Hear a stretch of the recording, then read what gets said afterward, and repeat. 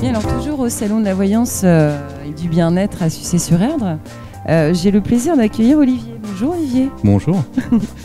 Alors du coup, vous avez une entreprise, là vous travaillez pour une entreprise Rêve de Nomade, c'est ça? Oui, c'est une petite entreprise, donc en auto-entrepreneuriat, Ouais. où en fait j'importe des pierres fines. D'accord. Tout simplement. Je suis avant tout un passionné de pierre. Avant tout, voilà, un passionné de pierre. Depuis longtemps. Depuis mon enfance. C'est vrai. Voilà. Et puis voilà, j'ai toujours eu dans mes petites vitrines des petites pierres dites aujourd'hui pierres fines, qu'on appelle communément pierres semi-précieuses.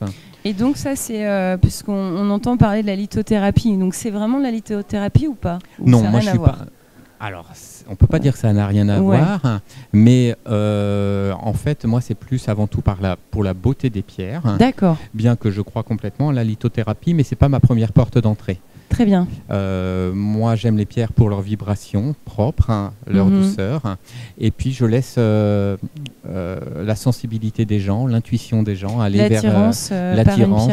Voilà. Ouais, après, j'ai beaucoup de documents liés forcément à la lithothérapie et je laisse les gens lire de leur côté les significations de chaque pierre. Mais je laisse avant tout les gens rentrer en résonance avec leur propre pierre. Et on peut dire qu'à tous les coups, les gens sont très touchés par justement ce qu'ils lisent dans la continuité de leur choix. Et et ils se disent, ah oui, en effet, c'est tout à fait ça. Et donc, c'est des bijoux. Alors, il y a quoi? Bracelets, bagues, colliers? Exactement, voilà. Bracelet, bague, collier, beaucoup de pendentifs avec boucles d'oreilles. Et boucles d'oreilles, bien sûr. Oui. Bien sûr, avec une large palette de choix, environ 25 pierres semi-précieuses. Et du coup, c'est des pierres donc, qui viennent d'où alors En fait, elles viennent du sous-continent indien. En fait, elles sont achetées déjà polies.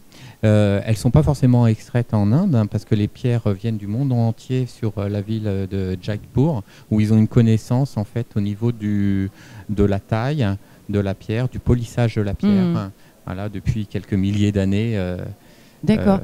C'est une connaissance ancestrale sur, j'imagine. Voilà, sur le travail de la pierre. Ouais. Et ce sont des pièces uniques ou pas du tout? Bien sûr, si, bien sûr, parce que c'est important de on n'est pas du tout que... sur de la pierre de synthèse dans les pierres. Alors plus des pierres plus dans les pierres précieuses, on retrouve de plus en plus de pierres de synthèse. Et là, non, ce ne sont pas du tout des pierres de synthèse, des pierres synthétiques. Donc elles sont toutes uniques, elles ont toutes leurs vibrations et leurs dessins qui sont propres. Elles ont grandi au cœur de la planète pendant quelques milliers d'années. Et voilà, chaque pierre est unique. Mais oui, c'est sûr. Et vous conseillez aux gens de les nettoyer ou pas? Parce que ça, c'est toute une polémique aussi, mais enfin une polémique non, mais c'est pas du tout une polémique.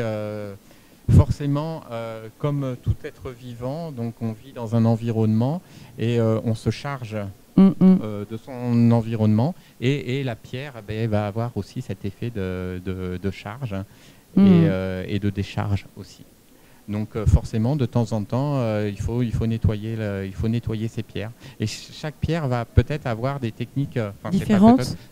Voilà. Il y a des pierres qui aiment la lumière du soleil, et d'autres, comme l'améthyste, par exemple, vont plus aimer se ressourcer au cœur de la terre et avoir un ancrage sur la terre. Et comme vous le dites, la pierre de lune, elle aime les rayons de la lune, Ouais. Et se recharge aux rayons lunaires. Ouais. Mais simplement déjà laisser la pierre dans l'eau ou sous un robinet, sous un flux d'eau va pouvoir Et après, en fonction des personnes, certaines personnes vont mettre leur pierre dans leurs mains et invoquer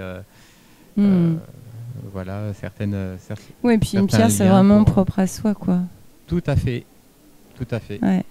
Et on peut porter une pierre comme un talisman aussi. Bien sûr, et puis un ancrage qui va rassurer, comme on pourrait porter un Saint-Christophe au porte-clés de sa voiture. Oui. On va porter cette pierre comme une pierre qui va nous aider Et voilà, ça crée un lien et puis voilà, ça renforce l'intuition et ça renforce aussi parfois la volonté. Ouais, complètement.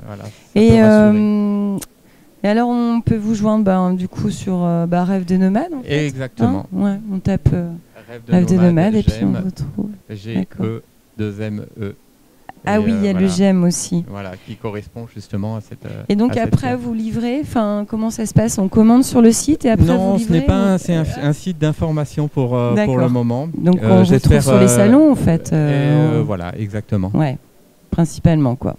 D'accord, voilà. Super, merci. Merci bien.